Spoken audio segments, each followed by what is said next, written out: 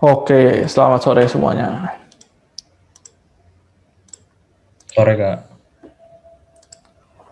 Sip, mantap. Oke, gimana nih? Apa kabar? Nih lu udah berapa hari lagi nih menuju UTBK? 39 ya? Mamam tuh ya sebulan lagi lu. Eh, apa namanya? Daftar mulai kapan?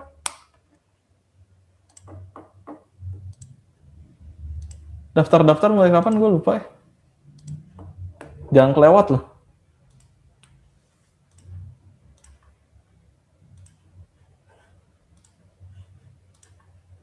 Lupa Kak.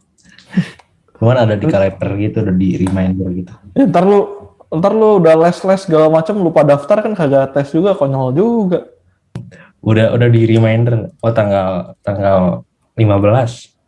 Nggak 15. Kalau nggak enggak, soalnya kalau nggak salah pendek cuma 2 minggu ya pendaftaran. Jadi kalau lupa bahaya juga. Oke.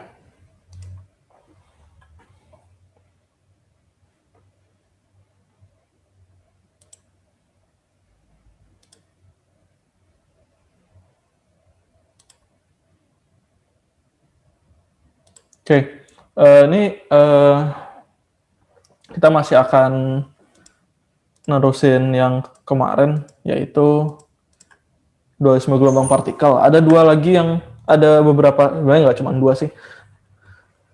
Tapi ada dua yang gue lupa kasih gitu. Ada yang pertama adalah produksi sinar X, yang kedua adalah penurunannya si efek Compton gitu. Efek Compton itu kemarin kan gue cuman baru ngasih rumus jadinya aja. Nah, itu sebenarnya bisa diturunkan jadi dari kekalahan energi dan kekalahan momentum gitu ya. Gitu kira-kira. Jadi kita bakal itu akan bahas apa? Efek Compton, akan bahas produksi sinar X, dan soal-soal kita coba habisin ya. Begitu kira-kira. Lalu selanjutnya di minggu depan itu kita akan masuk ke teori atom. Seingat saya sih teori atom. Pokoknya kita lepas dari si bab ini, dualisme gelombang partikel, tapi masih di fisika modern. Ya pasti masih di fisika modern karena kita emang, saya akan ngebahasnya cuma fisika modern doang nih. Kalau misalkan seperti biasa, kalau misalkan ada pertanyaan, termasuk TO nih, TO belum gue bahas. Lo TO gimana nih? Hasilnya ada yang sudah memuaskan, kurang memuaskan?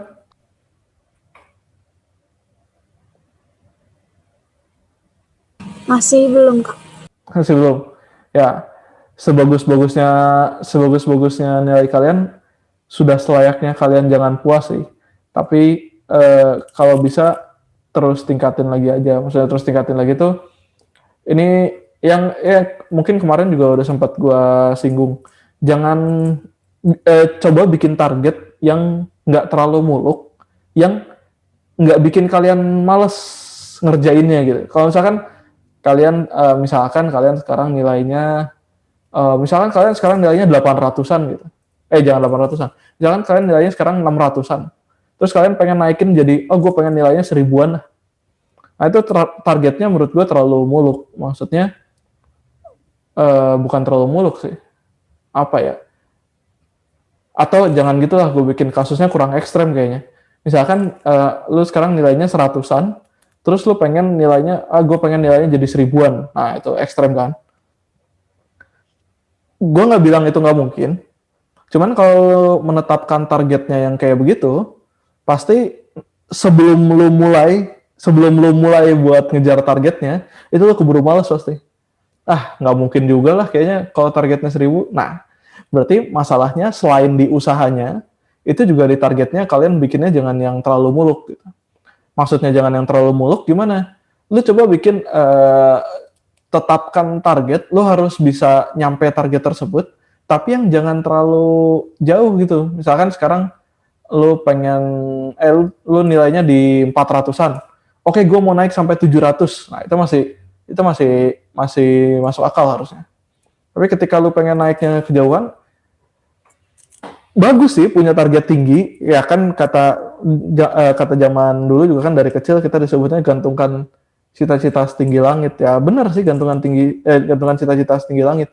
Cuman kadang-kadang cita-cita yang kejauhan tuh bikin kamu jadi males saja ngejarnya karena kamu ngerasanya nggak akan kekejar. Nah, coba kamu bikin target kecil-kecil yang kamu sendiri bisa kekejar. Dan ketika targetnya kekejar, jangan puas. Coba lagi, tambah lagi berapa, tambah lagi jadi berapa gitu aja terus. Kalau menurut gue sih gitu. Soalnya kalau gue males kalau udah terlalu jauh, nggak akan kekejar juga lah, ngapain, nah gitu.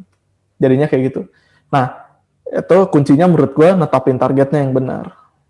Gitulah kira-kira ya. Nah, perihal TO, perihal soal-soal seperti biasa, kalau misalkan ada masalah, kalau misalkan mau nanya, silakan nanya. WhatsApp gue terbuka, WhatsApp pribadi gue terbuka kalau kalian mau nanya-nanya. Cuman gue nggak janji bisa langsung, gue nggak janji selalu bisa langsung jawab. Mungkin ada kalanya gue sibuk. Jadi kalau misalkan nggak dibales, jangan baper, maksudnya jangan baper, aduh si Karino online tapi nggak bales, atau aduh si Karino ngerit doang. Nah, kalau gue ngerit doang tuh mungkin gue nggak sengaja ngebuka, cuman belum sempat gue baca, jadi belum sempat gue jawab. Tapi gue bakal jawab.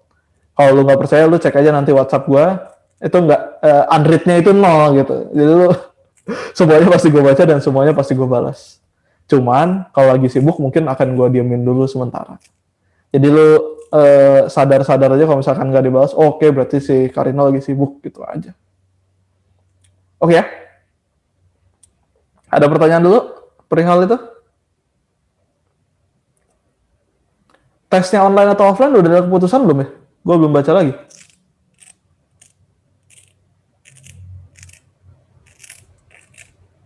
Ada yang tahu?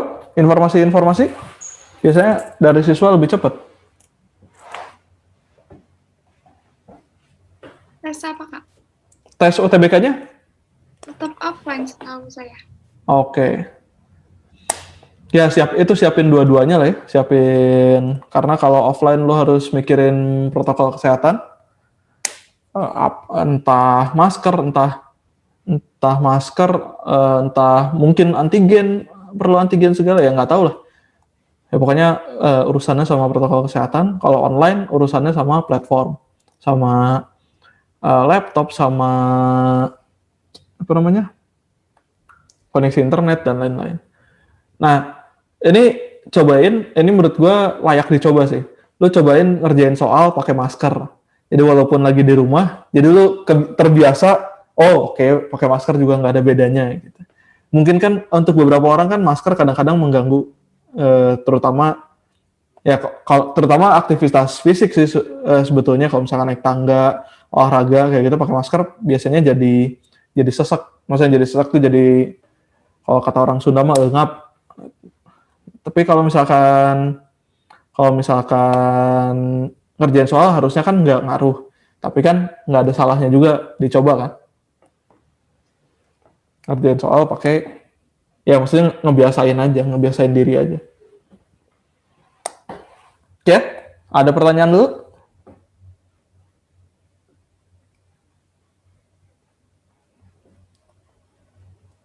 Nggak ada? Nggak ada. Oke, kalau nggak ada gue masuk ke materi ya. Bentar.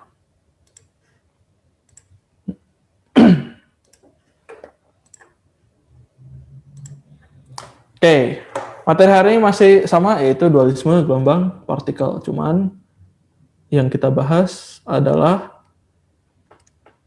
dualisme gelombang partikel. Cuman yang kita bahas adalah produksi sinar X dan satu lagi efek Compton. Nah, di dualisme gelombang partikel di produksi sinar X itu dia sebetulnya idenya simpel. Kalau kemarin itu kan yang apa namanya, efek fotoelistrik itu kan ada logam disinari dengan cahaya dengan foton gitu. Lalu elektronnya mental dan keluar. Nah, ini tuh dibalik mikirnya. Gimana kalau misalkan kan itu elektron buat berpindah dari yang lintasannya lebih rendah ke yang lebih tinggi sampai akhirnya mental gitu kalau fotoelistrik. Nanti gue bakal lebih banyak ngejelasin soal mental-mentalan ini di teori atom sih. Tapi sedikit overview-nya gitulah. Jadi supaya dia bisa mental ke lintasan yang lebih jauh. Itu kalau fotoelistrik. Nah, sekarang di produksi sinar X itu maksudnya adalah justru kebalikannya, yaitu si elektronnya dipaksa pindah ke lintasan yang lebih dalam. Dipaksa pindahnya dengan apa? Ditarik pakai beda potensial tertentu gitu. Dengan beda potensial tertentu sehingga nanti si elektronnya turun ke lintasan yang lebih rendah. Karena turun ke lintasan lebih rendah artinya dia memancarkan foton. Nah, memancarkan fotonnya itu dalam bentuk sinar X, yang nggak melulu sinar X ya sebetulnya. Cuman apa namanya, yang pertama kali ditemuin tuh sinar X. Caranya gimana ya? Mirip sama gambarnya efek fotoelistrik kemarin. Jadi ada katode dan anode.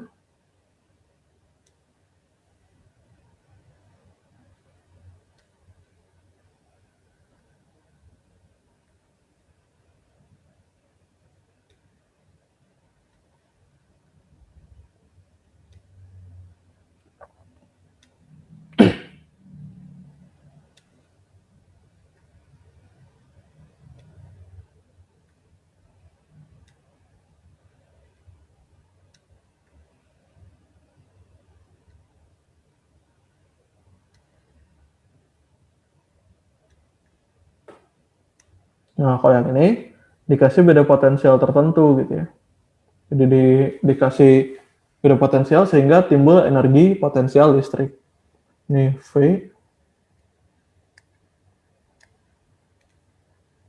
ini V, yang ini jadi ada beda potensialnya sehingga nanti timbul foton gitu.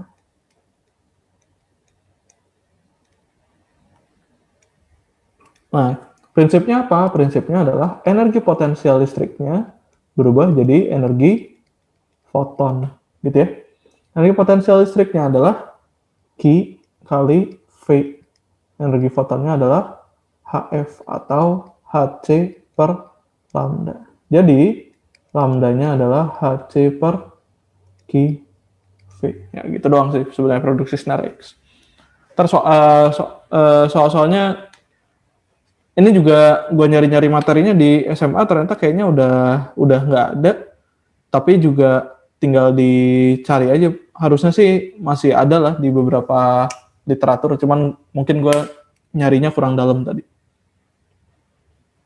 Itu produksi sinar X. Ya, prinsipnya sama, cuman dibalik aja cara kerjanya. Kalau fotolistrik adalah dikasih foton supaya elektronnya pindah. Kalau yang ini elektronnya dipindahin ke dalam pakai beda potensial tertentu supaya keluar foton. Oke ya. Nah, satu lagi yang gue mau bahas adalah efek Compton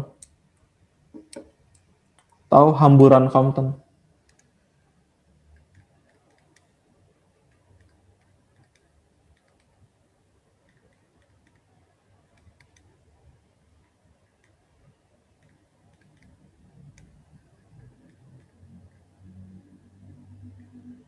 Nah, kemarin prinsipnya gimana sih? Kemarin gini, kalau misalkan ada foton, ini kejadiannya gini, ada foton,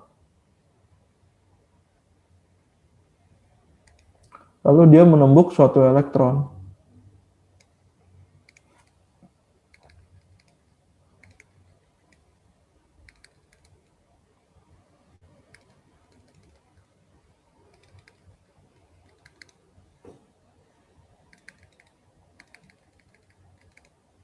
fotonnya berubah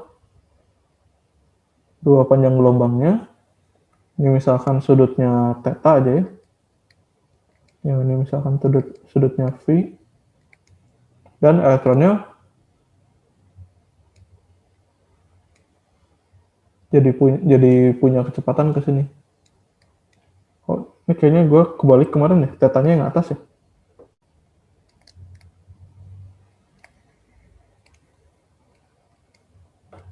Itu aja lah ya, biar sama-sama kemarin. Sama aja sebenarnya, cuma penamaan doang aja. Nah, maka di yang kemarin itu kita dapat lambda aksen itu sama dengan lambda ditambah H per massa elektron dikali C 1 min cos V. Nah, ini dapat dari mana sih? Oke, kita coba turunin ya. Intinya adalah dia dapat dari dua persamaan. Yang pertama, dari kekekalan energi. Yang kedua, dari kekekalan momentum. Bentar. Oke, kekekalan energi dulu deh.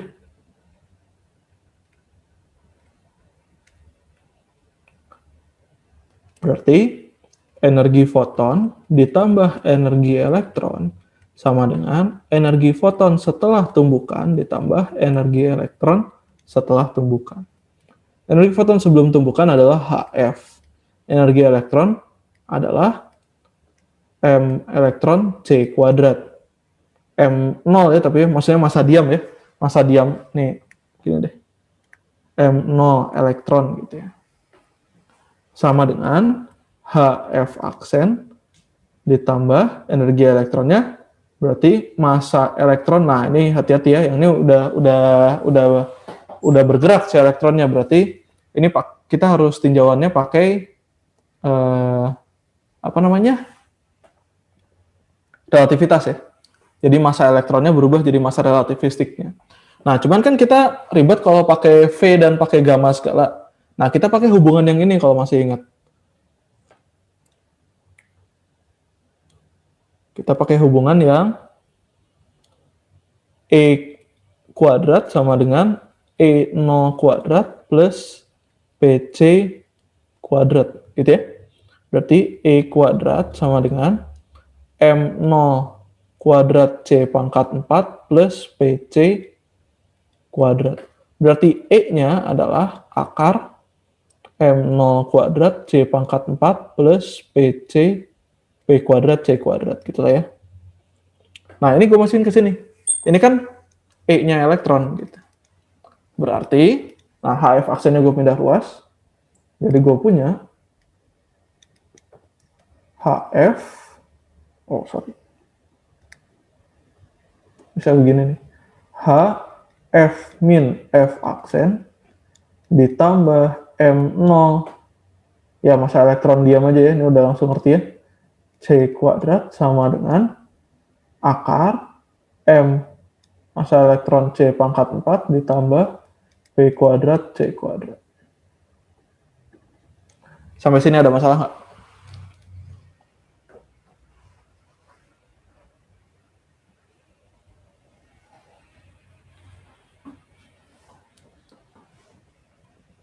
Ada masalah? Nggak ada?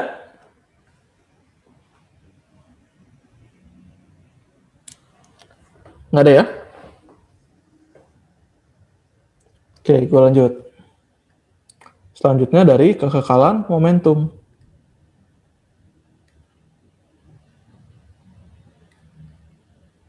Kalau momentum, berarti momentum foton ditambah momentum elektron sama dengan momentum foton aksen ditambah momentum elektron aksen setelah tumbukan gitu. Momentum elektronnya 0 karena awalnya diem. Ini jangan lupa ini secara vektor ya. Nah, berarti gue bisa tulis P foton dikurangi P foton aksen secara vektor sama dengan P elektron aksen setelah tumbukan.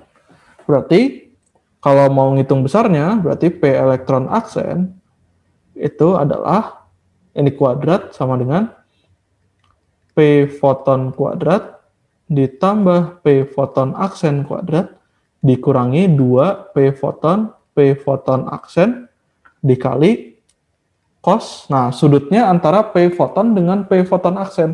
P fotonnya kan ke arah sini nih. P foton aksennya ke arah sini. Berarti sudutnya adalah V. Berarti ini nih bisa diganti jadi cos V. Sampai situ ada masalah nggak?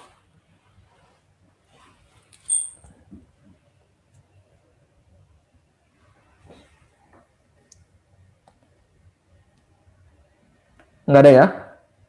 Oke, ini coba gue elaborate sedikit. Ini berarti P kuadrat sama dengan P fotonnya adalah H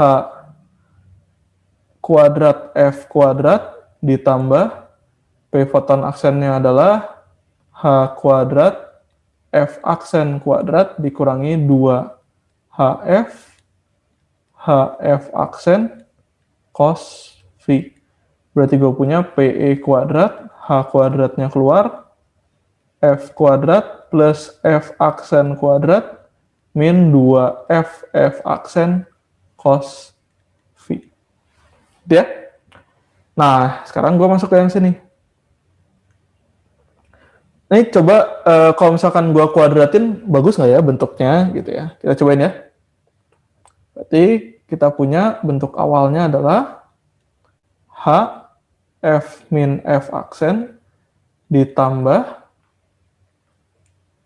M elektron C kuadrat sama dengan akar M elektron kuadrat C pangkat 4 ya.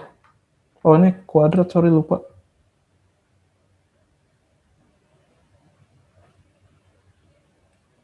Gitu ya.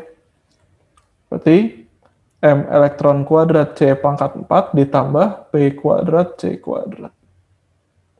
Nah, P-nya ini P elektron, ini jelas ya. Nah, coba gue kuadratin deh. Berarti gue punya HF min F aksen kuadrat ditambah 2 H F min F aksen dikali ME C kuadrat ditambah ME kuadrat C pangkat 4. Sama dengan, ini dikuadratin hilang akarnya, berarti ME kuadrat C pangkat 4 ditambah P elektron kuadrat C kuadrat. Nah, ini udah ada yang hilang satu nih. Gitu ya. Nah, ini coba gue buka kurungnya. Berarti H kuadrat F kuadrat plus min 2F aksen plus F kuadrat ditambah 2H, ini biarin dulu, F min F aksen ME C kuadrat. Nah, sama dengan, nah P-nya ganti ini nih. Gitu ya. Berarti sama dengan H kuadrat kali F kuadrat ditambah F aksen kuadrat dikurangi 2F aksen cos V dikali C kuadrat.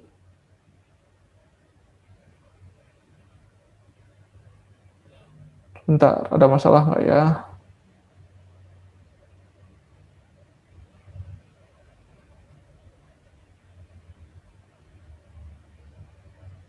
Bentar.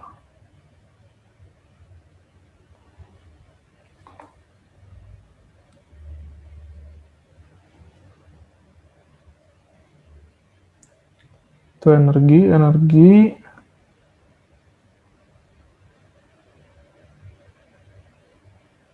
Sorry.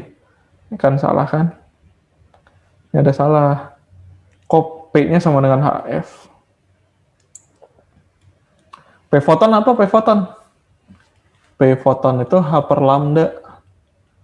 Berarti H per lambda itu adalah lambda F kan sama dengan C. Berarti lambdanya bisa diganti jadi C per F. Berarti P fotonnya jadi H lambda per HF per C. Gitu ya. Berarti di sini jadi ribet.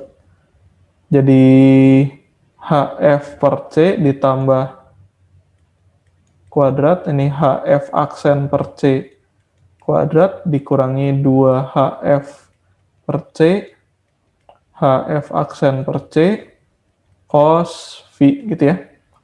Nah, H per C-nya bisa keluar, berarti PE kuadrat sama dengan H kuadrat per C kuadrat, baru ini benar. F kuadrat ditambah F aksen kuadrat dikurangi 2FF aksen cos V. Nah, ini keuntungannya kalau misalkan lu pakai variabel dulu ya, kayak tadi gue. Nih, pas lihat di sini, salah dimensinya gitu. Nah, ini baru ganti ya. Berarti di sini adalah H kuadrat per C kuadrat. C kuadratnya bisa sama ini gitu. Oke, sekarang gue buka kurungnya. H kuadrat F kuadrat dikurangi H kuadrat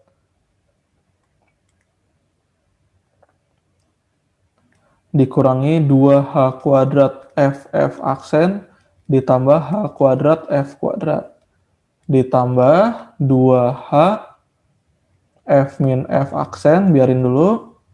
Ini MEC kuadrat biarin dulu, sama dengan H kuadrat F kuadrat ditambah H kuadrat F aksen kuadrat dikurangi H kuadrat, 2 aja langsung ya. Berarti 2 H kuadrat FF aksen cos V. H kuadrat F kuadrat kiri kanan punya. H kuadrat F aksen kuadrat kiri kanan punya. Nah, ini pindah terus ke kanan. Berarti gue punya 2H F min F aksen kali MEC kuadrat sama dengan apa? 2H kuadrat FF aksen 1 min cos V. Sampai situ oke nggak? 2H-nya coret 1, jadi ini sisa H. Berarti, ntar ya, mending gue bikin gini ya. Mending bikin gini. Jadi, F min F aksen per FF aksen sama dengan 1 min cos V per ME C kuadrat. Nah, tinggal finalizing sedikit. Ini kan berarti bisa gue tulis gini. F per FF aksen dikurangi F aksen per FF aksen sama dengan 1 min cos V per ME C kuadrat. Nah, ini kan F-nya bisa gue coret, F aksennya bisa gue coret. Jadi 1 per F aksen dikurangi 1 per F sama dengan 1 min cos V per ME C kuadrat. Nah, sementara C itu kan sama dengan lambda F. Berarti F-nya bisa gue ganti jadi C per lambda. Atau 1 per F-nya bisa gue ganti jadi lambda per C. Berarti yang ini adalah lambda aksen per C dikurangi lambda per C sama dengan 1 min cos V per MEC kuadrat. Nah, C ini coret 1. Berarti lambda aksen sama dengan lambda ditambah 1 per MEC kuadrat dikali 1 min cos V. Nah, coba balik ke situ. Tuh. Oh, ntar dulu. Kok ada H-nya? Oh iya, sorry. Ini H-nya nggak hilang ya. Gitu ya. H-nya kan hilangnya cuma 1. Berarti ini ada H-nya, sorry. Kak, itu bukannya C-nya udah dicoret 1 ya? Oh iya betul, C-nya coret 1 ini juga. Ininya ada H-nya. Begitu.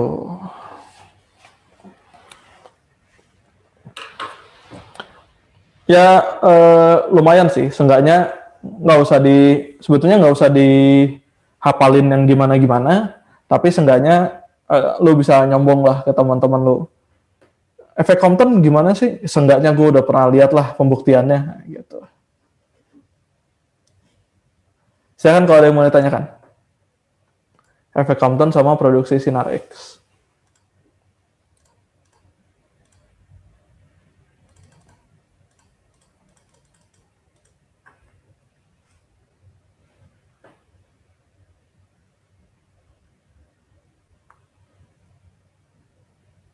Kalau nggak ada, kita coba masuk soal.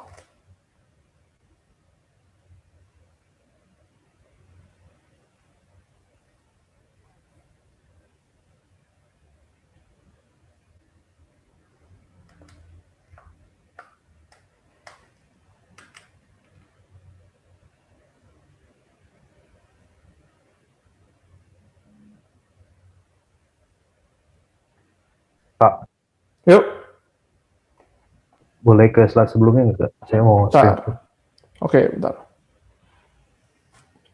Silakan. Yang sebelumnya lagi, Kak. Sebelumnya lagi yang mana? Yang ini? Ya. Ini sebenarnya ada di yang, ini udah saya bahas di yang sebelumnya. Maksudnya, kalau yang ini ada di minggu kemarin. Ada di minggu kemarin juga, maksudnya gitu. Nah, cuman yang ini saya bahas si rumusnya itu datangnya dari mana sih? Nah, itu.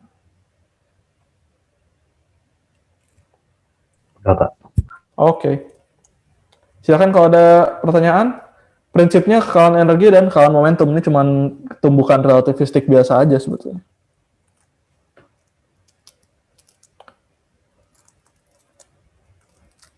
Gitu ya. Silakan kalau ada pertanyaan lagi. Kalau nggak ada, kita coba soalnya.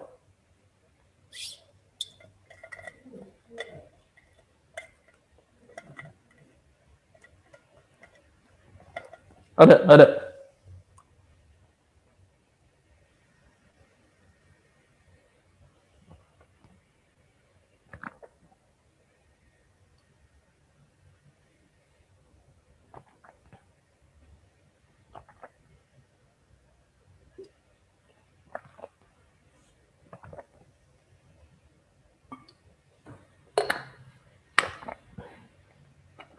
Nggak ada?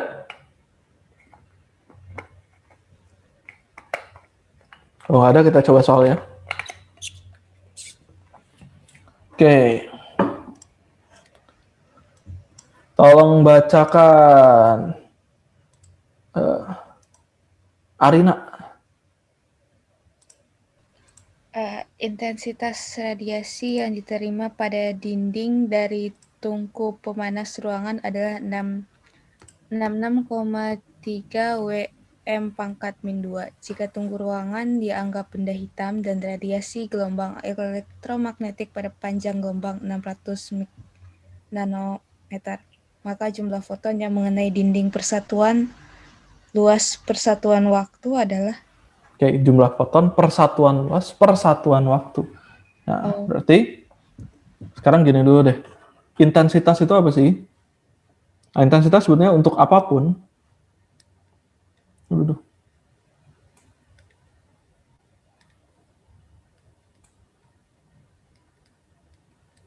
Ini nggak cuman berlaku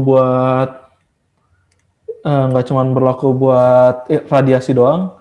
Ada juga intensitas, kalian nemunya lagi di bunyi gitu, intensitas bunyi itu juga sama aja. Definisinya adalah daya dibagi luas penampang. Jadi energi persatuan waktu persatuan luas. Nah, jadi sebenarnya nggak apa ya? Ya cuman gitu doang gitu. Jadi intensitas itu adalah itu definisinya itu. Tinggal kita pikirin aja gimana supaya jadi energi. Sekarang gini, intensitas itu lambangnya I.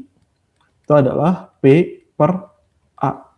Berarti kan I dikali A, jangan di sinilah, di bawahnya aja ya. Berarti kan I dikali A itu sama dengan P. Sementara P itu kan energi dibagi waktu. Berarti I sama dengan, I dikali A sama dengan energi dibagi dengan waktu. Berarti energinya adalah intensitas dikali luas dikali waktu. Gitu ya. Nah, sekarang berarti, atau dengan kata lain bisa gue tulis gini nih. Energi persatuan luas persatuan waktu itu adalah intensitas. Ya, bisa juga gitu kan. Nah, sekarang energinya kalau misal energinya kan Hc per energinya kan energi foton. Energi foton itu kan Hf. Kalau cuma satu fotonnya. Kalau ada banyak berarti energi fotonnya adalah NHF gitu ya. Atau sama dengan NHC per lambda. Kebetulan yang kita punya adalah lambda. Udah kita pakai NHC per lambda aja. Berarti NHC per lambda per A dikali T sama dengan I. Yang ditanya apa? Jumlah foton yang mengenai dinding persatuan luas persatuan waktu. Berarti kan N dibagi A, gitu kan? Berarti yang tersisa adalah I dikali lambda per HC. I-nya punya nggak? Intensitasnya punya? Punya. Punya. Lambdanya punya? Punya. Punya. H-nya?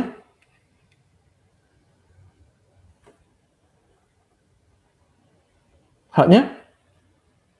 H-nya nggak ada, tapi harusnya kamu tahu berapa? 6,63 dikali 10 pangkat min 34 Joule sekon.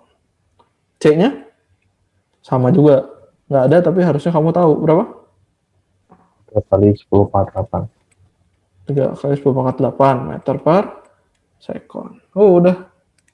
Berarti I-nya adalah 66,3. Ini watt per meter persegi berarti udah SI, biarin aja ya. Lambdanya 600 nanometer. Berapa meter berarti? 600 dikali 10 pangkat min 9. Karena nano itu 10 pangkat min 9 ya. Lalu dibagi, H-nya berarti 6,63 dikali 10 pangkat min 34. C-nya 3 dikali 10 pangkat 8. Gitu ya. Ini cara sama ini jadi 10. Ini cara sama ini jadi 200. Berarti 1, 2, 3. Berarti kan 10 pangkat min 6 ya. 10 pangkat min 34 sama 10 pangkat 8 itu adalah 10 pangkat min 26. Pindah ruas ke atas. Oh, pindah ruas sih. Apa penyebutnya dikaliin ke atas jadi 10 pangkat 20. Berarti N per A dikali T adalah 2 dikali 10 pangkat 20 foton. Jawabannya adalah yang C. Jadi, setiap luas, setiap waktu, jadi setiap 1 meter persegi, dan setiap 1 detik, jadi setiap 1 meter persegi dalam waktu 1 detik, ada 2 kali 10 pangkat 20 foton yang mengenai dinding. Kebayang nggak maksudnya? Pak, Yuk. itu kenapa atasnya N, Kak? N itu maksudnya jumlah foton ya? Oke. Oke ya. Jadi kan bisa sampai ada diterima oleh diterima oleh dinding kan berarti itu energi foton ada banyak energi foton gitu. Kebayang nggak maksudnya? Mudah-mudahan sih cukup menjawab.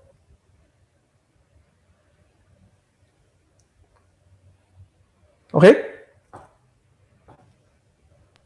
Pak, Yuk. itu maksudnya kayak tiap fotonnya itu mengenai segitu, Kak? Kenapa? Itu tiap foton per satuan luas satuan waktu segitu, Kak? Iya. Ini kan jumlah foton per satuan luas per satuan waktu.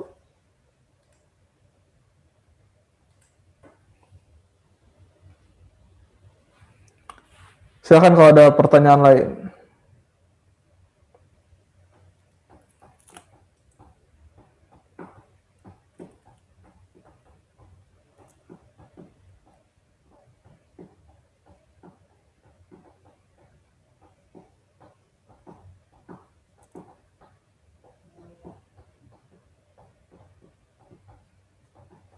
Nggak ada? Kalau nggak ada, gue lanjut soal berikutnya.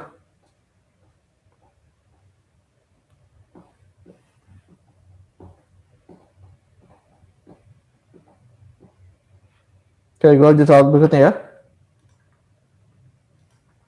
Oke, ini clear.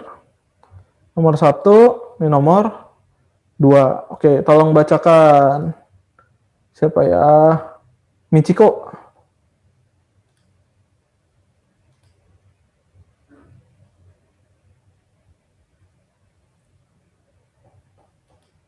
Ya, nggak ada orangnya. Ya udah, Syakti Ida. Gue lupa panggilannya apa sih? Sasa, Kak. Oh iya betul. Biasanya ada dalam kurungnya di ujungnya. Iya. Tolong bacakan. Untuk mendapatkan panjang gelombang de Broglie 500 nanometer, Meter. maka elektron perlu dipercepat dari keadaan diam dengan potensial sebesar. Oke. Ini panjang gelombang de Broglie hubungannya sama momentum foton. Jadi penjelasan dulu sedikit. Kan momentum foton bisa didapat dari dari yang ada hubungannya sedikit sama relativitas gitu. Foton itu kan kita nggak mungkin nemu cahaya yang sedang diam. Berarti kita bisa mengambil asumsi bahwa masa diamnya itu pasti nol. Karena kan foton itu kan partikel cahaya gitu. Tapi kita nggak mungkin nemu cahaya yang lagi diam. Berarti kita asumsikan masa diamnya itu nol. Sementara di relativitas kita tahu bahwa E kuadrat sama dengan E0 kuadrat plus PC kuadrat. Nah sekarang kalau M0-nya 0, berarti energi diamnya kan 0. Berarti yang tersisa adalah E kuadrat sama dengan PC kuadrat. Gitu ya. Nah E kuadrat, berarti E-nya sama dengan PC. Nah E-nya ini kan sama dengan energi foton itu sendiri. Berarti sama dengan HC per lambda. Sama dengan PC. C-nya coret. Berarti P-nya adalah H per lambda. Nah, ini adalah momentum foton gitu ya, H per lambda. Nah, sekarang hubungannya sama de Broglie apa? De Broglie itu sebetulnya dia bukan fisikawan beneran, tapi dia mikirnya gini. Kalau cahaya bisa bersifat sebagai partikel, artinya karena dunia ini simetris dan serasi, berarti harusnya setiap partikel bisa bersifat sebagai gelombang. Dinyatakan dalam apa? Dinyatakan dalam panjang gelombang. Jadi menurut de Broglie, semua benda itu punya panjang gelombangnya masing-masing. Gitu ya. Berarti panjang gelombangnya itu adalah H per P. Dapatnya dari sini sebetulnya gitu ya. Oke. Nah, sekarang kita pengen lambdanya 500 nanometer. Lalu sebuah elektron perlu dipercepat dari keadaan diam dengan potensial. Oke. Hubungannya apa sih? Hubungannya adalah ini energi potensial listriknya berubah jadi energi kinetik. Oke, sekarang kita butuhnya H per P nih. Gue mau modifikasi sedikit soal energi kinetik. Energi kinetik yang kita tahu kan setengah mv kuadrat ya. Nah ini gue mau modifikasi, gue kali m per m, boleh nggak? Boleh. Boleh? Boleh ya? Jadinya apa dong? M kuadrat V kuadrat per 2M gitu ya. M kuadrat V kuadrat itu adalah momentum dikuadratkan. Atau ini kan MV dikuadratkan per 2M gitu ya. Berarti P kuadrat per 2M. Nah, berarti energi kinetik itu bisa dinyatakan juga dalam P kuadrat per 2M. Oh, udah, gue masukin sini. Berarti energi potensial listriknya itu kan Q dikali V sama dengan P kuadrat per 2M. Berarti P kuadratnya adalah 2MQV. Berarti P-nya akar 2MQV.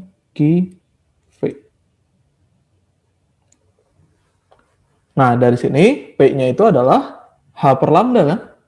Berarti kita punya H per lambda sama dengan akar 2M Q V. Yang ditanya apa? V-nya ya. Berarti kalau mau dikuadratin, H kuadrat per lambda kuadrat sama dengan 2M Q V. Berarti V-nya sama dengan H kuadrat per 2M Q lambda kuadrat. H-nya punya?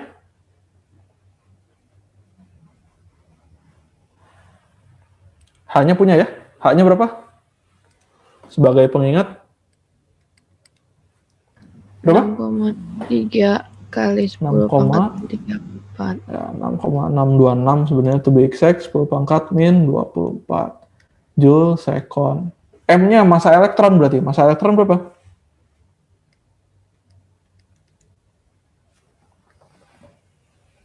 Ada yang ingat? Ini harusnya nanti ada di data soal sih, jadi sebetulnya nggak usah diingat toto juga nggak apa-apa. Cuman kalau ingat mungkin lebih memudahkan. Berapa? Lupa. Ini 9,1 dikali 10 pangkat min 31 kilogram, itu massa. Lalu muatan elektron 1,6 dikali 10 pangkat min 19 Joule, gitu ya. Oh, udah tinggal hitung. Berarti 6,6 dikali 10 pangkat min 34 kuadrat dibagi 2 dikali M-nya 9. Ini gue simplifikasi ya, jadi nggak terlalu banyak aneh-aneh angkanya. 9 kali 10 pangkat min 31. Q-nya 1,6 dikali 10 pangkat min 19 dikali lambdanya 500 nanometer. 500 nanometer itu berarti 500 dikali 10 pangkat min 9 kuadrat, karena lambda kuadrat gitu ya. Oke, ini kita coba ngitung angkanya aja deh. Ini kan karena semuanya dalam microvolt dan angkanya beda-beda. Oke, gue coba ngitung angkanya aja ya. Berarti gue punya 6,6 kuadrat di atas, lalu 2 dikali 9 dikali 1,6 dikali, ini 5 kuadrat 25 gitu ya. 6,6 anggap aja 6 misalkan, ini 36 berarti. 36 sama 9 jadi 4. 4 sama 2 jadi 2. Ini kalau gue kali 4 per 4, 4 kali 25 kan 100, berarti nggak masuk dalam angka. Berarti 8 dibagi 1,6. 8 dibagi 1,6 itu 5 angkanya. Tapi lebih besar sedikit dari 5. Kenapa? Karena kan tadi 6,6-nya gue misalin 6,6 kuadratnya gue misalin 36 gitu ya. Berarti harusnya angkanya lebih besar dari 5. Berarti jawabannya adalah yang B.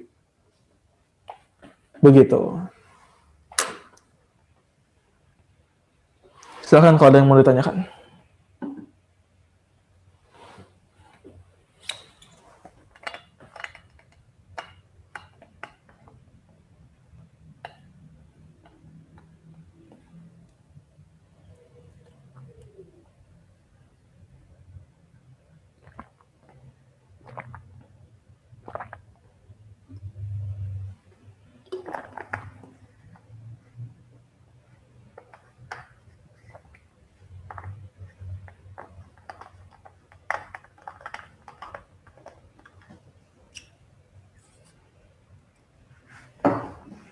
Ada yang mau tanyakan?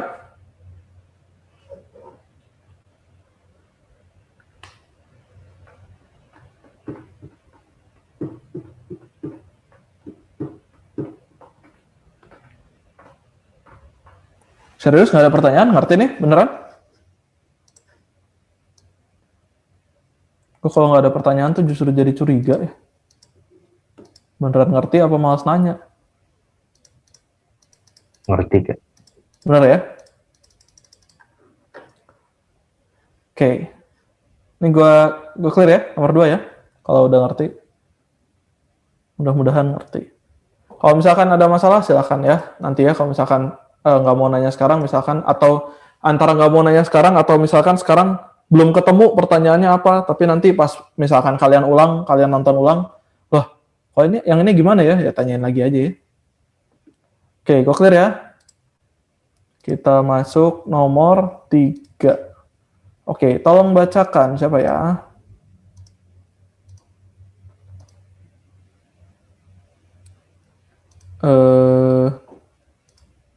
Fauzan deh, udah lama nggak denger suaranya. Jan? Wah, nggak ada orangnya. Tumben.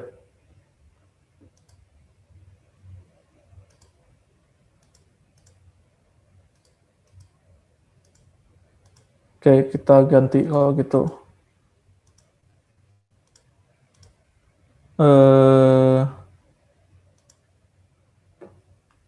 Niko deh, Nick.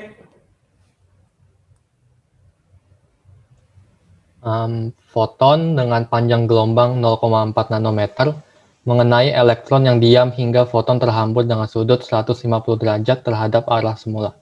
Panjang gelombang foton yang terhambur adalah? Oke, 150 derajat terhadap arah semula. Berarti dia ngebalik ya. Oke, ya udah, berarti tinggal pakai lambda aksen sama dengan lambda ditambah H per M elektron C dikali 1 min cos V. Gitu ya. Berarti lambda aksen sama dengan lambdanya 0,4 nanometer. Kita dalam nanometer aja ya. Berarti 0,4. Atau kita hitunginnya dulu deh. Hitung yang kanannya dulu deh. Berarti H per M elektron C 1 min cos V. H-nya adalah 6,6 dikali 10 pangkat min 34 per massa elektronnya adalah 9 dikali 10 pangkat min 31. C-nya 3 kali 10 pangkat 8. 1 min cos 150 derajat berapa ya?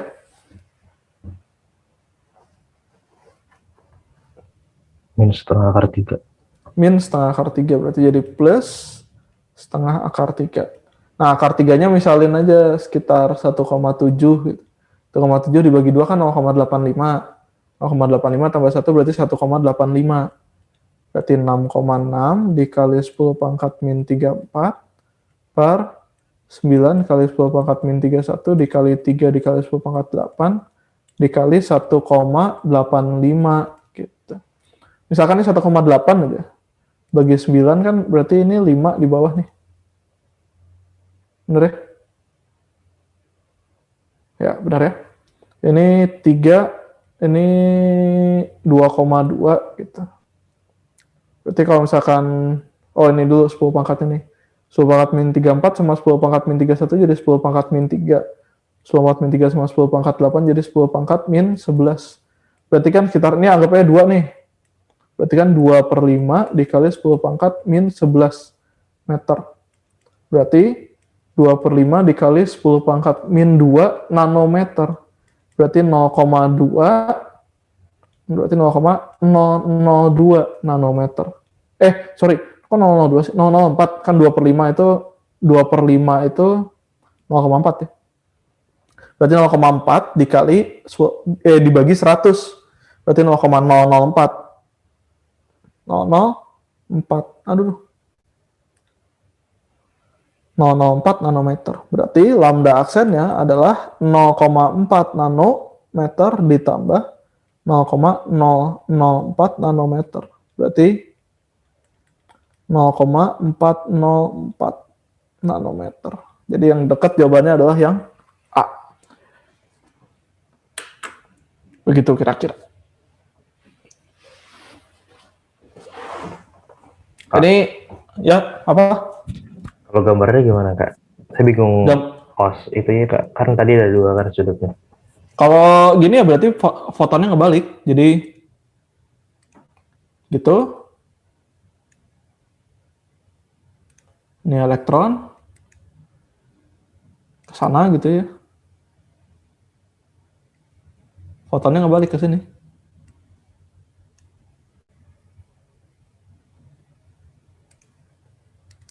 Yang 150 derajat yang ini. Kebayang nggak? Kak, sudut bukannya berlawanan arah jarumnya berarti? Down arah jarum jam. Maksudnya? Kalau nentuin sudut gitu. Kan ini sudut antara foton yang lama sama foton yang baru. Ini kan foton yang barunya ke sini, foton yang lamanya ke sini. Berarti kan sudutnya antara ini sama ini. Oh iya, iya. Ngerti. Sip. Silakan. Ada pertanyaan lagi nggak? Kak, Ya. kalau pergeseran ini selalu kecil banget ya, Kak? Ya, kau coba aja hitung. Kita coba ya si ininya. Kalau si efek Compton, ininya kan nggak mungkin berubah kan? Konstan kan? H per massa elektron dikali kecepatan cahaya itu kan konstan. Coba kita hitung aja deh. Kita hitung benar ya. Pakai kalkulator.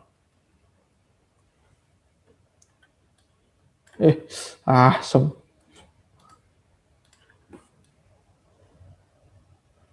Coba kita hitung benar. Berarti angkanya dulu deh, 6,6 dibagi 9. Tepat deh, 6,626 dibagi 9,1 ya, lalu dibagi 3. Nah, ini angkanya. Tulis dulu 0,243 lah ya. Nah, sekarang coba 10 pangkatnya. 10 pangkatnya berarti 10 pangkat yang atasnya 10 pangkat min 34. Yang bawahnya 10 pangkat min 31 dikali 10 pangkat 8. Ini berarti 10 pangkat min 3 sama 8 jadi 10 pangkat min 11. Jadi 0,243 dikali 10 pangkat min 11. Nah, yang ininya nih. Berarti tinggal dikali 1 min cos V aja. Cos V itu kan dia cuma bervariasi antara min 1 sampai 1. Artinya, kalau dia bervariasi antara min 1 sampai 1, berarti kalau 0 udah jelas, kalau 0 berarti dia kan tidak cuman lewat doang, berarti nggak ada tumbukan gitu ya. Nah, berarti kalau misalkan karena cos V-nya bervariasi antara min 1 sampai 1 gitu ya. Berarti 1 min cos V itu bervariasi antara 0 sampai 2. Kebayang nggak?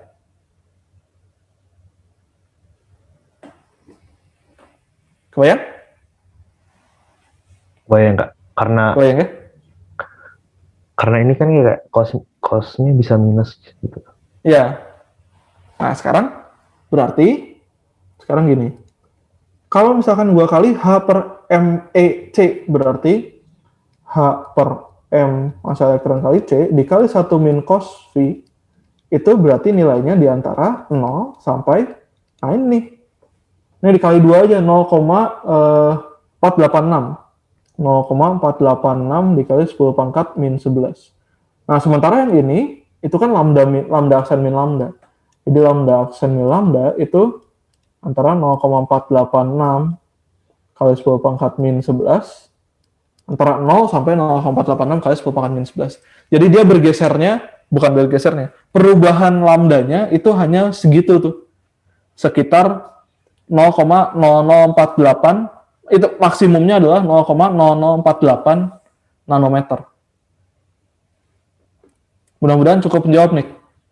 Berarti bisa nebak dong, Kak, yang paling kecil. Betul, tapi hati-hati ordenya. Kalau misalkan foton panjang gelombangnya 900 nanometer, ya hati-hati aja, hati-hati masalah itunya aja. Oke, Kak. Siap. Ada lagi pertanyaan?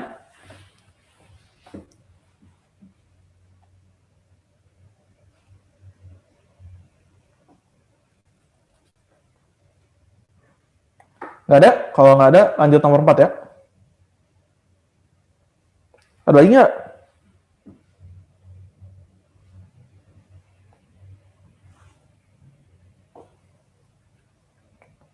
Oke, nggak ada ya. Gue lanjut nomor 4 ya.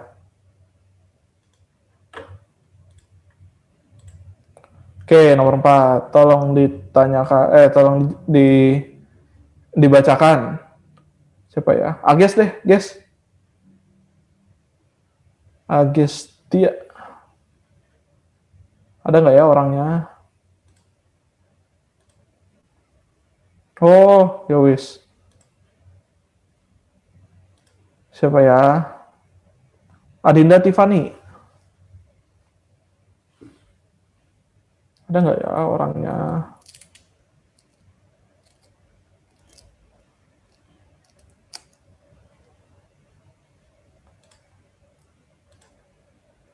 Oke. Iza aja kalau gitu, Iza. Yang udah jelas biasanya ngomong. Jangan bilang rusak juga, Iza. Logam tertentu disinari dengan panjang gelombang yang berbeda-beda, dan ternyata tidak ada elektron yang keluar jika disinari gelombang di atas 500 nanometer. Jika dibutuhkan tegangan 0,625 volt untuk menghentikan arus fotolistrik, maka panjang gelombang yang digunakan sebesar. Oke, yang menarik apa? Adalah tidak ada elektron yang keluar jika disinari gelombang di atas 500 nanometer. Jadi, kan energi foton itu kan HF atau bisa juga HC per lambda gitu. Nah, berarti kan energi foton itu berbanding terbalik dengan panjang gelombang. Artinya, kalau panjang gelombangnya besar, maka energi fotonnya kecil. Nah, sekarang kalimat bahwa tidak ada elektron yang keluar jika disinari gelombang di atas 500 nanometer, itu artinya adalah 500 nanometer itu adalah panjang gelombang ambang batasnya gitu. Jadi panjang gelombang ambangnya. Jadi kalau misalkan dikasih 500 nanometer, dia nggak akan keluar. Tapi kalau dikasih 499 nanometer misalkan, nah dia bakal keluar. Gitu ya. Nah, prinsipnya sama, prinsipnya simpel aja. Prinsipnya adalah energi foton yang dikasih itu dipakai untuk melawan fungsi kerja, baru sisanya jadi energi kinetik elektron, atau kalau ini energi kinetik elektronnya dipakai buat melawan stopping voltage karena dia pakai stopping voltage. Berarti ini adalah energi potensial listrik stop. Gitu ya. Berarti yang ditanya panjang gelombang. Oke, kita ikut aja ya. Berarti HC per lambda sama dengan HC per lambda 0 ditambah E dikali V stop. Berarti HC per lambda dikurangi HC per lambda 0 ditambah dikurangi sama dengan gitu ya. Sama dengan E dikali V stop. Berarti HC dikali 1 per lambda min 1 per lambda 0 sama dengan E dikali V stop. Berarti 1 per lambda dikurangi 1 per lambda 0 sama dengan E dikali V stop dibagi HC. Coba kita hitung dulu deh ya, yang kanannya.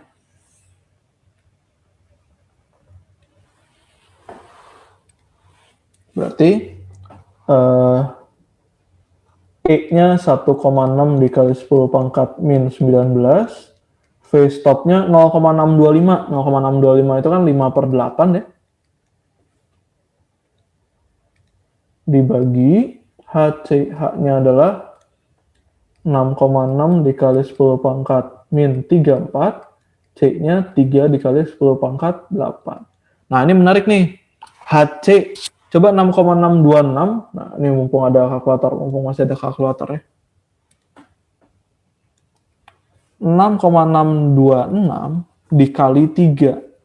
Nah, 19,878. Ini kan dekat ke 2 nih, dekat ke 20. Ya udah kita anggap 20 aja biar gampang ya. Jadi ini kali ini 20. Ya. Lalu berarti coba 10 pangkatnya dulu deh. Min 19 sama min 34 jadi 10 pangkat min 15 di bawah.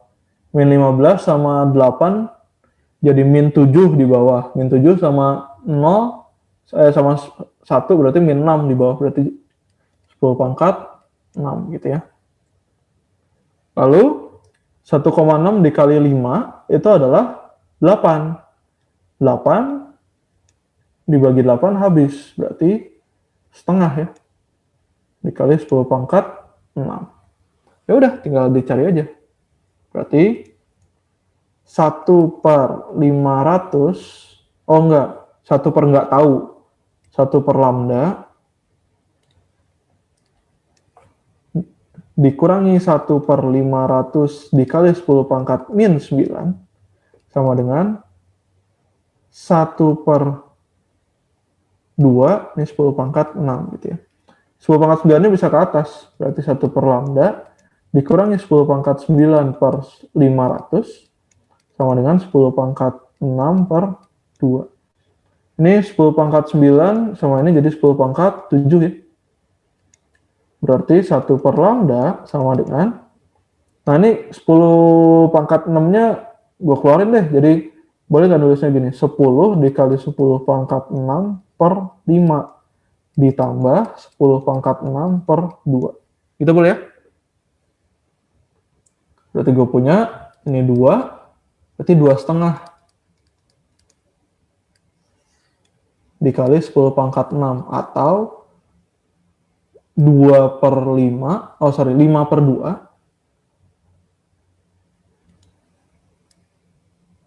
Berarti 1 per lambdanya adalah, kita langsung aja lambdanya berarti 1 per 2,5 dikali 10 pangkat 6. Berarti ini misalkan dikali 4, paling gampang sih dikali 4 per 4 ya. Kali 4 per 4. 4 kali 2,5 adalah 10. 10 dikali 10 pangkat 6, 10 pangkat min 7, 10 pangkat 7.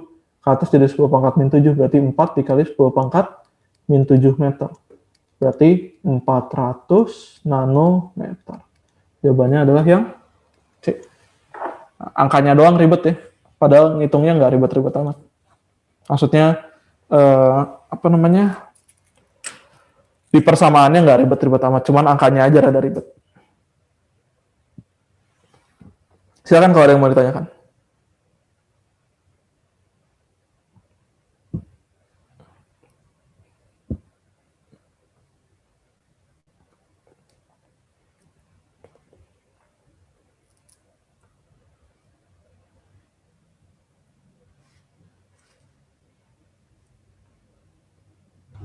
Kak, itu tadi 10 pangkat 6 per 2-nya dapat dari mana, Kak?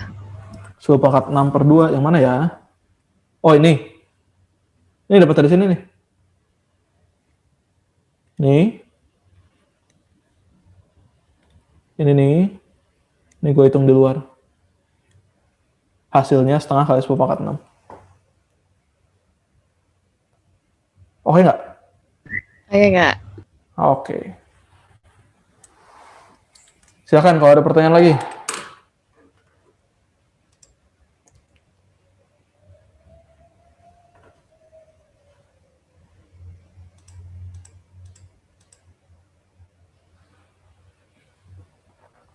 Kalau nggak ada, kita maju ke nomor 5. Kalau masih ada, silakan.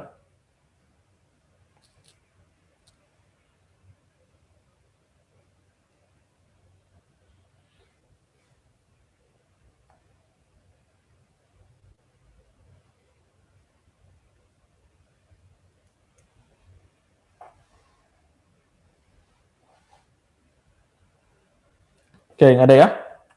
Kita coba nomor 5.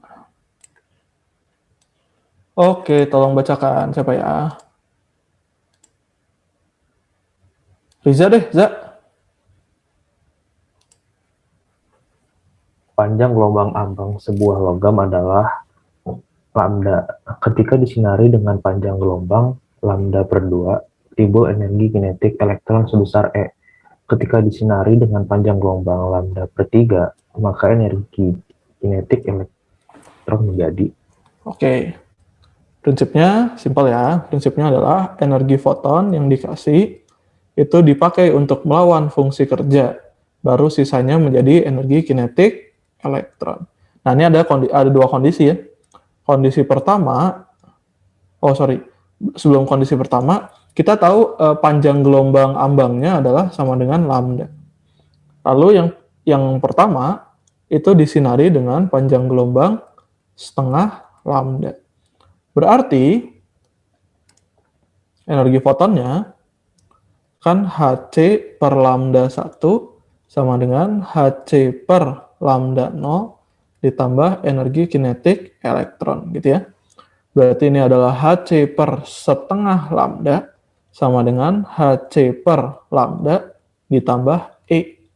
Berarti 2-nya bisa ke atas, 2Hc per lambda. Ini pindah ruas ke kiri, jadi Hc per lambda sama dengan E. Berarti E-nya adalah Hc per lambda. Oke, biarin dulu. Sekarang di kondisi 2, lambda 2-nya katanya lambda per 3 atau sepertiga lambda gitu ya.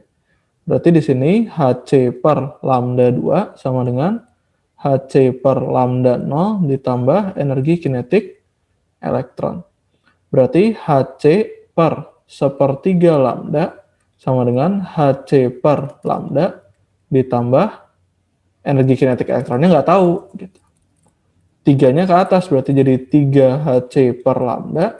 Ini dikurangi Hc per lambda sama dengan energi kinetik elektron. Berarti energi kinetik elektronnya adalah 2 Hc per lambda. Sementara Hc per lambda-nya sama dengan E. Berarti ini sama dengan 2 E. Jawabannya adalah yang A. Begitu. Silahkan kalau ada yang mau ditanyakan.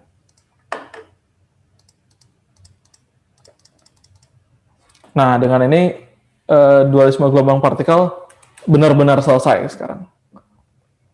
Jadi, minggu depan kita akan masuk ke teori atom kalau nggak salah. Ntar gue cek dulu deh daripada salah.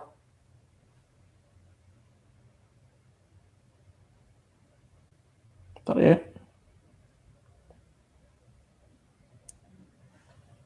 Ya betul, teori atom. Nah, teori atom ini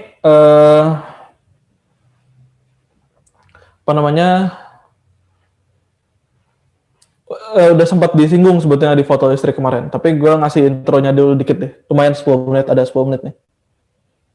Tapi ini dulu 1-5 tadi soal 1-5. Ada masalah atau enggak? Kalau nggak ada masalah, gue ngasih intro teori atom. Tadi ada yang ngechat kalau nggak salah minta itu ya classroom. Si Izul ya. Nggak sempet Zul, nggak sempet bikinnya Zul. Rada sibuk gue.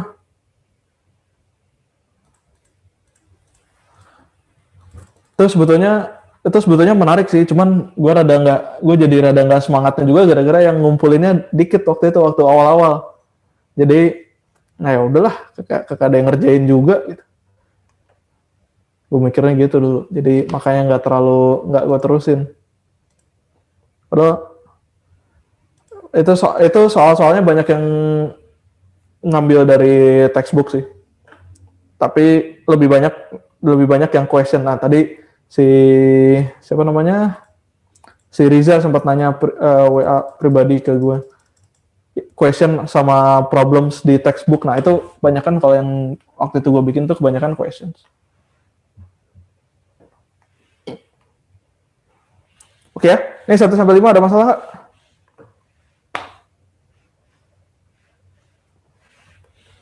Kalau nggak ada, gue kasih intro ke teori atom ya.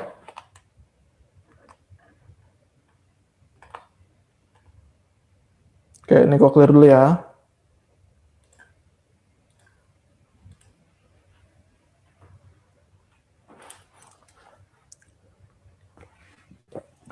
Oke, ini mudah-mudahan cukup singkat.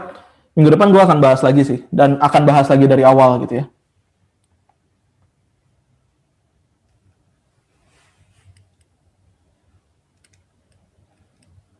Teori atom. Nah, hal yang menarik yang lu harus lu harus highlight banget dari teori atom, yang paling menarik adalah ini tuh teori yang berkembang dan kritik satu sama lain. Jadi Dalton, Thomson, Rutherford, Bohr dan seterusnya itu saling mengkritik hasil pekerjaannya yang sebelumnya. Dan ceritanya itu selalu menarik. Thomson itu muridnya Dalton gitu. Rutherford itu muridnya Thomson, dan seterusnya gitu. Itu jadi hal yang menarik karena itu adalah salah satu perangai di sains ya, bahwa nggak ada satupun hal yang mutlak benar. Kalau lo mau ngomong sesuatu hal benar, boleh-boleh aja, bebas-bebas aja, asal lo bisa kasih dasar teorinya. Itu pun berlaku sama gue ya. Misalkan gue ngajar, nggak mungkin gue sepenuhnya benar terus, nggak mungkin benar terus. Jadi kalau misalkan gue salah, gue akan ngomong oke, gue salah, gue minta maaf. Nah, itu kayaknya juga nggak terlalu common di dunia pendidikan, bahwa guru minta maaf tuh biasanya kesannya berarti rendah. Kalau menurut gue sih justru enggak. Ya kan, kita guru juga manusia, boleh salah. Bukan boleh, pasti salah, kan manusia namanya juga. Kalau salah, ya udah tinggal diakuin aja, terus minta maaf. Nah, hubungannya sama teori atom di sini adalah, itu tuh diperbarui terus, dan selalu ada kesalahan di setiap teori atom yang sebelumnya. Tapi toh tetap kita pelajari gitu. Itu sebagai bagian dari sejarah. Gitu. Sebagai bagian dari sejarah bahwa dulu, itu mikirnya teori atom itu begitu. Mirip sama kalau lo tahu di listrik magnet, ada yang ingat nggak arus listrik? Nah, ntar gue hubungin dikit sama ini ya. Gini dulu deh. Teori atom dimulainya oleh siapa? Dimulainya oleh Dalton. Dalton utamanya apa sih? Ada yang masih ingat? Dipotong kecil-kecil aja. Nah, atom itu tidak bisa dipotong. Jadi Dalton itu memperkenalkan istilah atom. Atom tidak bisa dipotong, tidak bisa dibelah. Jadi atom ini bahasa Yunani gitu ya. Jadi tidak bisa dibelah. Itu teorinya atom. Nah, ini dibantah oleh Thomson. Thomson membantahnya apa? Ada yang ingat? Roti kismis ya, Kak. Nah, roti kismisnya maksudnya gimana? Ada beberapa muatan. Nah, jadi kalau menurut Dalton atom itu udah nggak mungkin bisa dibagi lagi. Menurut Thomson enggak. Atom itu masih ada pembentuknya gitu. Masih bisa dibagi lagi. Dibaginya menjadi beberapa partikel bermuatan. Yang ada partikel bermuatan positif dan ada partikel bermuatan negatif. Dan partikel bermuatan positif dan negatif tersebut tersebar merata di seluruh atom, seperti roti kismis. Makanya lebih sering diingatnya roti kismisnya aja, karena emang modelnya semua orang ngerti ini roti kismisnya maksudnya gitu. Tapi jangan bayangin roti kismis yang kismisnya ada di dalam rotinya ya. Ini jadi roti yang ditaburi kismis maksudnya gitu. Jadi si kismisnya sebagai muatan-muatannya. Nah, selanjutnya adalah Rutherford. Rutherford ada yang ingat? Apa Rutherford? Idenya? Rutherford itu dia menemukan inti atom. Inti atom. Nah, ini cukup revolusioner daripada dua sebelumnya karena dia pakai percobaannya namanya percobaan gold foil. Jadi lempeng emas ditembakkan dengan partikel alfa. Gitu.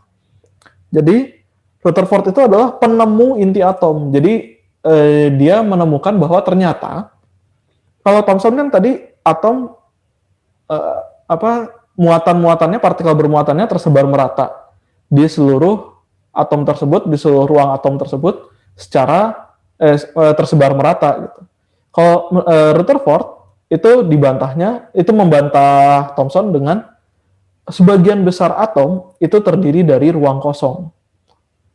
Dan muatan-muatan positifnya berkumpul di tengah yang disebut inti atom dan muatan-muatan negatifnya mengitari inti atom tersebut. Nah, yang paling penting dari Rutherford adalah itu mengacaukan listrik magnet. Karena gini, listrik magnet itu kan lumayan cukup tua ininya, ilmunya. Sementara Rutherford ini lumayan rada modern gitu. Dia udah pakai partikel alfa dan lain-lain. Nah, dulu orang mikir, ya sekarang gini deh, arah arus kemana sih? Misalkan gue punya gini, baterai, ini ada lampu. Arah arus tuh kemana sih? Kalau gini, searah jarum jam atau berlawan jarum jam? Searah jarum jam. Karena keluar dari kutub positif gitu ya. Dan masuk ke kutub negatif di luar baterai. Ya di luar baterai keluar dari kutub positif dan masuk ke negatif. Kalau gini yang ngalirnya proton apa elektron? Elektron. Nggak mungkin dong, elektron tuh pasti ngalirin dari yang negatif. Kebayang nggak? Enggak. Enggak terlalu. Gini, kalau yang ngalirnya elektron, arah aliran elektron berarti kan dari negatif ke positif. Nggak mungkin dari positif ke negatif dong. Kebayang nggak? Wing. Kan ditolak sama negatif, ditarik sama positif. Iya nggak? Iya, Kak. Nah, ini tuh penemuan Rutherford ini mengacaukan ini. Jadi dulu orang mikirnya arus itu keluar dari muatan kutub positif dan masuk ke kutub negatif. Jadi dari yang potensial tinggi ke potensial rendah. Ditemukan oleh Rutherford, oh enggak, ternyata proton tuh nggak bisa mengalir karena adanya di inti atom. Yang mengalir pasti elektron. Nah, cuman ininya akhirnya nggak diganti. Tapi dimodifikasi sedikit, ini namanya adalah arus konvensional. Sebetulnya yang terjadi itu adalah aliran elektron yang arahnya ke sini. Ini saya sebut IE aja ya. Ini adalah arus elektron. Arah arus elektron itu selalu berlawanan dengan arah arus konvensional. Arus elektron nggak dikasih di SMA, dikasihnya nanti kalau lo penasaran di elektronika. Nah, bukan elektrik ya, tapi elektronik. Kenapa elektronik? Karena kita ngomongin ada arus elektronnya. Gitu. Oke, itu Rutherford. Selanjutnya adalah Bohr. Bohr ini dia nambahin dari Rutherford berupa tingkat energi. Dan yang sekarang dipakai adalah model atom Schrödinger. Ini model atom kuantum gitu ya. Saya nggak tahu ada nggak yang lebih baru dari Schrödinger. Tahu saya sih nggak ada. Ini kuantum. Nah, gitu ya. Jadi kita akan ngebahas si 5 teori atom ini, terutama di Rutherford, Bohr, dan Schrödinger. Enggak, sorry, Schrödinger enggak. Rutherford sama Bohr terutama. Schrödinger enggak, bukan konsumsi SMA, sorry. Jadi Rutherford sama Bohr terutamanya di situ. Oke ya, ini gue apa nih? Democritus itu mah sebelum Dalton itu. Ya, gue stop share ya. Oke, mudah-mudahan pertemuan kita bermanfaat hari ini. Kita ketemu lagi minggu depan, kita terusin bahas teori atom ya. Mudah-mudahan saya sehat dan kalian sehat, jadi kita minggu depan bisa ketemu lagi. Oke, sampai jumpa. Selamat sore. Terima kasih, Kak. Makasih, Kak. Terima kasih, Kak. Kasih, Kak.